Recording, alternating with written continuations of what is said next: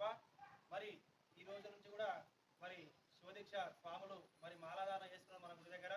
అయితే ప్రతి ఒక్క శివస్వాములకు కూడా తెలియజేసే విషయం అనగా ఖచ్చితంగా ప్రతి ఒక్కరు కూడా దీక్ష అనేది మండల కాలము దీక్ష తీసుకోండి, 48 రోజులు దీక్ష తీసుకోండి, లేదా 41 రోజులు దీక్ష తీసుకోండి. కానీ అర్ధవల్ల దీక్షలు మాత్రము తీసుకోకండి. ఖచ్చితంగా మీరు దీక్ష చేసేటప్పుడు మనకు పరిపూర్ణమైనటువంటి ఫలితం కలగాలంటే ఖచ్చితంగా మండల దీక్ష చేస్తేనే మనకు పరిపూర్ణమైన ఫలితం కలుగుతుంది. కాబట్టి ప్రతి ఒక్క శివస్వామి కూడా 41 రోజులు దీక్ష తీసుకోండి. అంతకన్నా ఎక్కువ కావాలనిపిస్తే 45 రోజులు తీసుకోండి. కానీ 21 రోజుల దీక్ష మాత్రము అర్ధమండల దీక్షలు దయచేసి చేయకండి.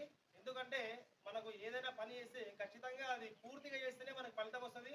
కాబట్టి దీక్ష అనేది కూడా 48 రోజులు లేదా 41 రోజులు మండల దీక్ష చేస్తేనే మనకు దీక్ష చేసినటువంటి ఫలితం వస్తుంది. కాబట్టి ప్రతి ఒక్క శివస్వామి గురుస్వామి కూడా ఖచ్చితంగా మండల దీక్ష తీసుకోండి.